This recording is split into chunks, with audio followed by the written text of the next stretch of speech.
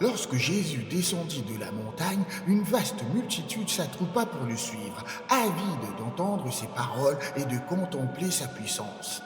Soudain, un homme atteint de lèpre s'approcha avec révérence, se prosternant à ses pieds. Il implora: « Seigneur, si telle est ta volonté, tu peux me purifier !» Ému de compassion, Jésus étendit la main, le toucha et déclara avec autorité: « Je le veux, sois purifié. » Et à l'instant même, sa lèpre disparut, laissant sa chair intacte et saine.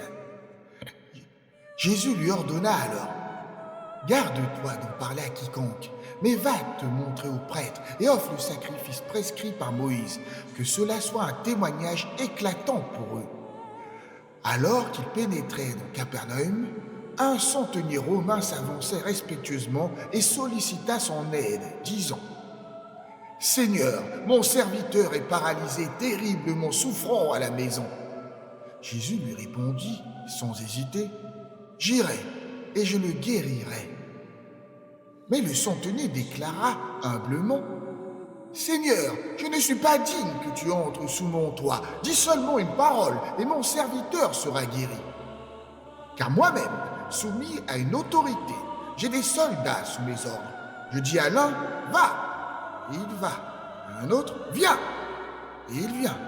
Et à mon serviteur: fais ceci, et il le fait. » À ces mots, Jésus fut rempli d'admiration. Il déclara à ceux qui l'accompagnaient: « En vérité, je vous le dis, je n'ai trouvé chez personne en Israël une foi aussi grande. Je vous l'affirme, beaucoup viendront de l'Orient et de l'Occident pour s'asseoir à la table avec Abraham, Isaac et Jacob dans le royaume des cieux. Mais les héritiers légitimes du royaume seront jetés dans les ténèbres extérieures, où il y aura des pleurs et des grincements de dents. » Puis, se tournant vers le centenier, il dit: « Va, qu'il te soit fait selon ta foi. » Et à cet instant précis, le serviteur fut entièrement guéri. Jésus se rendit ensuite dans la maison de Pierre, où il trouva la belle-mère de celui-ci alitée, en proie à une forte fièvre.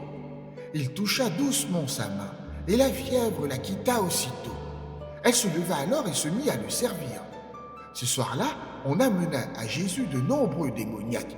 Par la seule puissance de sa parole, il chassa les esprits impurs et guérit tous les malades, accomplissant ainsi la prophétie d'Isaïe. Il a pris sur lui nos infirmités et s'est chargé de nos maladies. Voyant la foule se presser autour de lui, Jésus donna l'ordre de traverser le lac pour aller de l'autre côté. Un scribe s'approcha et déclara avec ferveur: « Maître, je te suivrai partout où tu iras. » Jésus lui répondit: « Les renards ont des tanières et les oiseaux du ciel ont des nids, mais le Fils de l'homme n'a même pas où poser sa tête. » Un autre disciple dit alors: « Seigneur, permets-moi d'abord d'aller enterrer mon Père. » Jésus rétorqua: « Suis-moi et laisse les morts ensevelir leurs morts. » Jésus monta dans une barque suivi de ses disciples.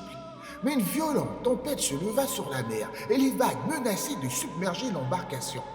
Pourtant, Jésus dormait paisiblement.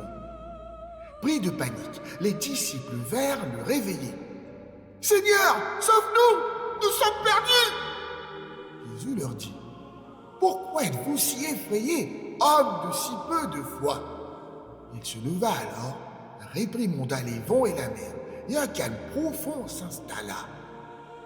Les hommes, stupéfaits, se demandèrent: « Quel est cet homme à qui même les vents et les flots obéissent ?»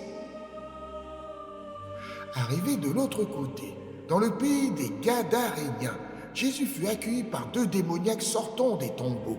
Leur fureur était telle que nul n'osait emprunter ce chemin. Ils s'écrièrent avec effroi: « Qu'avons-nous à faire avec toi, Fils de Dieu? Es-tu venu pour nous tourmenter avant le temps ?» Non loin de là, un vaste troupeau de porcs paissait.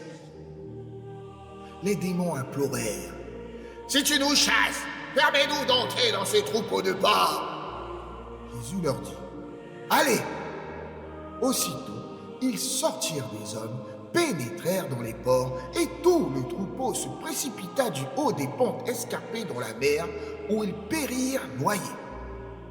Les gardiens du troupeau s'enfuirent, rapportant dans la ville tout ce qui s'était passé, notamment concernant les démoniaques. Toute la ville vint alors à la rencontre de Jésus. Mais, le voyant, ils le supplièrent de quitter leur territoire.